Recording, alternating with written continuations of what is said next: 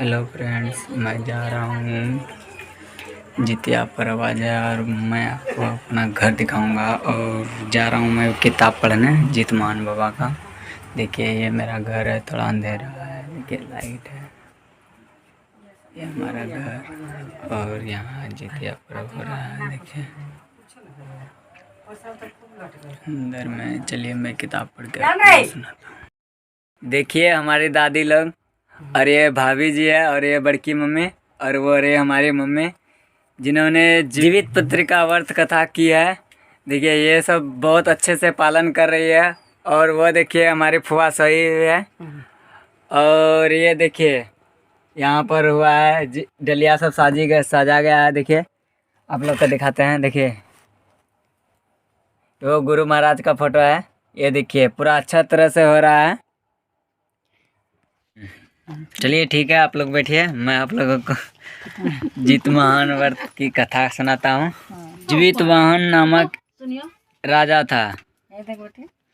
एक बार अपनी स्त्री के साथ अपनी ससुराल गया और वहीं रहने लगा। एक दिन आधी रात के समय पुत्र के शोक से व्याकुल कोई स्त्री रोने लगी, क्योंकि वह अपने बेटे के दर्शन से निराश हो चुकी थी। उसका पुत्र मर चुका था। वह रोती हुई कहती, हाय, मैं बूढ़ी माता के सामने मेरा बेटा मारा जा रहा है। उसका रुदन सुनकर राजा जितवाहन का तो मानो हृदय विदीर्ण हो गया। वह तत्काल स्त्री के पास गया और उनसे पूछा, तुम्हारा बेटा कैसे मारा है? बूढ़ी ने कहा, गरुड़ प्रतिदिन आकर गांव से लड़कों को खा जाता है। इस पर दयालु राजा ने कहा, माता, अब तुम रो मत, आनंद से बैठो, मैं तुम्हारे बच्चे को बचाने का प्रयत्न करूंगा। ऐसा कहकर राजा उस स्थान पर गया जहां गरुड़ आकर प्रतिदिन मांस खाया करता था। उसी समय गरुड़ भी उस पर टूट पड़ा और राजा के शरीर का मांस खाने लगा। जब अतिशय तेजस्वी गरुड़ ने राजा के बाएं अंग खा लिया तो झटपट राजा ने अपना दाहिना अंग फेर कर गरुड़ को सामने रख दिया। यह देखकर गरुड़ जी ने कहा, देवयोनियों में तुम कौन हो? तुम मनुष्य तो नहीं जान पड़ते। अच्छा, अपना जन्म और कुल बताओ। पीड़ा से व्याकुल मरने वाले राजा ने कहा, हे पक्षीराज, इस तरह के प्रश्न करना व्यर्थ है। तुम अपनी इच्छा भर मेरा मांस खाओ। यह सुनकर गरुड़ रुक गए और आदर से राजा के जन्म और कुल की बात पूछने लगे। राजा ने कहा, मेरी माता का नाम है सव्या और मेरा पिता का नाम है शालिवाहन है। सूर्य वंश में मेरा जन्म हुआ है और जिमुतवाहन मेरा नाम है। राजा की दयालुता देखकर गरुड़ ने कहा, हे महाभाग, तुम्हारे मन में जो भी अभिलाषा हो वह वर मांगो। राजा ने कहा, हे पक्षीराज, यदि आप मुझे वर दे रहे हैं तो दीजिए कि आपने अब तक जिन प्राणियों को खाया है वह सब जीवित हो जाएं। हे स्वामीन, अब से आप यहाँ बालकों को न खाएं और ऐसा उपाय करें कि जहाँ जो उत्पन्न हो वे लोग बहुत दिनों तक रहें। बहुत दिनों तक मतलब जीवित रहें। धौम्य ने कहा, पक्षीराज गरुड़ राजा को वरदान देकर स्वयं अमृत के लिए नरक लोक चले गए। वहां से अमृत लाकर उन्होंने उन मरे मनुष्यों की हड्डियों पर बरसाया। ऐसा करने से सब लोग जीवित हो गए जिनको कि पहले गरुड़ ने खाया था। राजा के त्याग और गरुड़ की कृपा से वहाँ वालों और बहुत कष्ट दूर हो गया। उस समय राजा के शरीर की शोभा दुगनी हो गई। राजा की दयालुता देखकर गरुड़ ने फिर कहा, मैं संसार के कल्याण करती एक वरदान दूंगा। आज आश्विन कृष्ण समाप्ति के रहित शुभ अष्टमी तिथि है। आज ही तुमने यहाँ की प्रजा को जीवन दान दिया है। हे वत्स, अब से यह दिन ब्रह्म भाव हो गया है। जो मूर्ति भेद से विभिन्न नामों से ख्याता है वही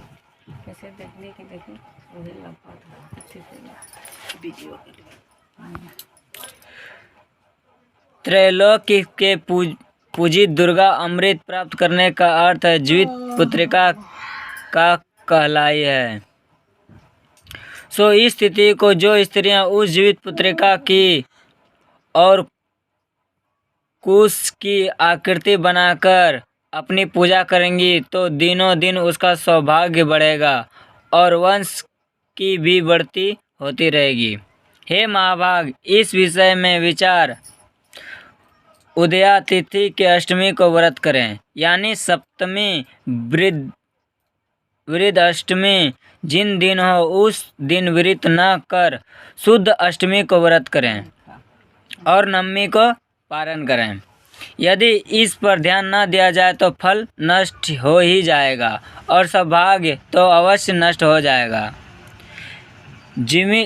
जिमुतवाहन को इस तरह का वरदान देखकर गरुड़ वैकुंठ धाम को चले गए और राजा भी अपनी पत्नी के साथ अपने नगर को वापस चले आए।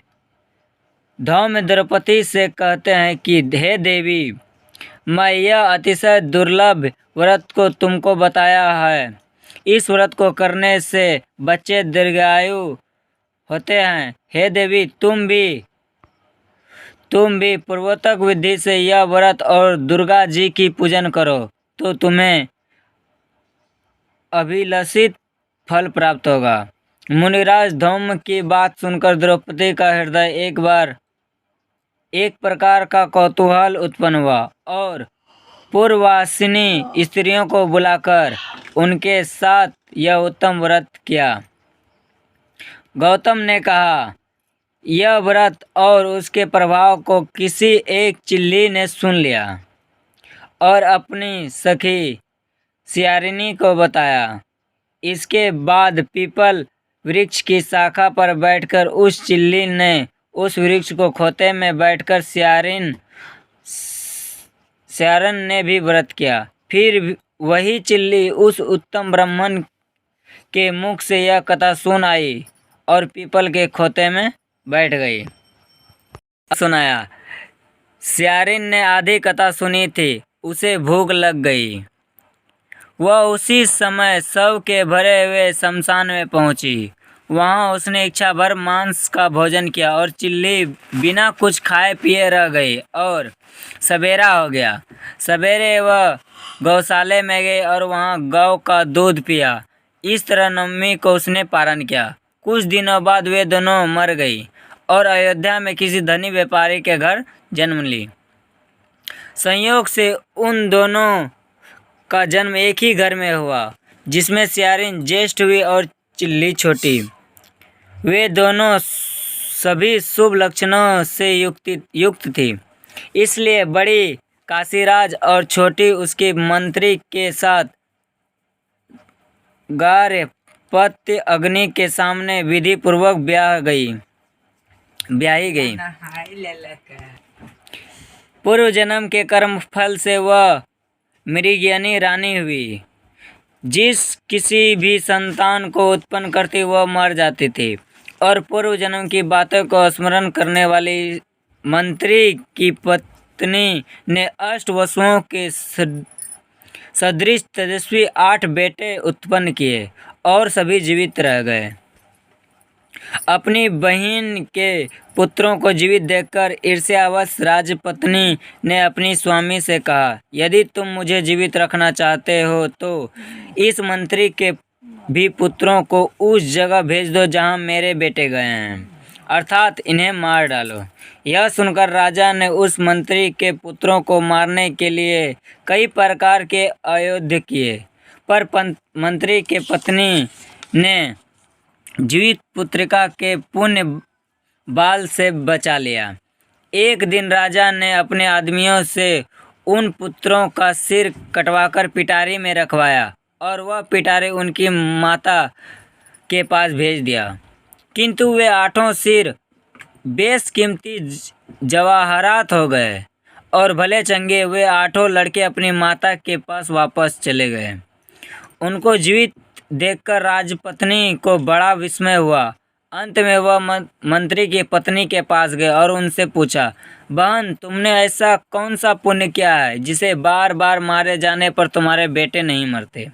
इस पर मंत्री की पत्नी ने कहा, पूर्व जन्म में मैं चिल्ली थी और तुम स्यारिन।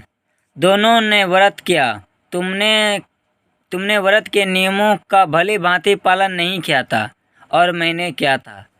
इसी दोष से हे बहन, तुम्हारे बेटे जीवित नहीं रहते। और राजरानी, अब तुम भी इस जीवित पुत्रिका व्रत को करो, तुम्हारे बेटे दीर्घायु होंगे। तुमसे सच सच कह रही हूँ। उसके कथनानुसार रानी ने व्रत किया। तभी से उसके बेटे बड़े सुंदर और दीर्घायु होकर बड़े बड़े राजा हुए। सूत जी कहते हैं कि इस प्रकार का आनंद देने वाला मैंने इस दिव्य व्रत बतलाया है। स्त्रियां चिरंजीवी संतान चाहते हैं तो विधि पूर्वक यह व्रत करें। धन्यवाद।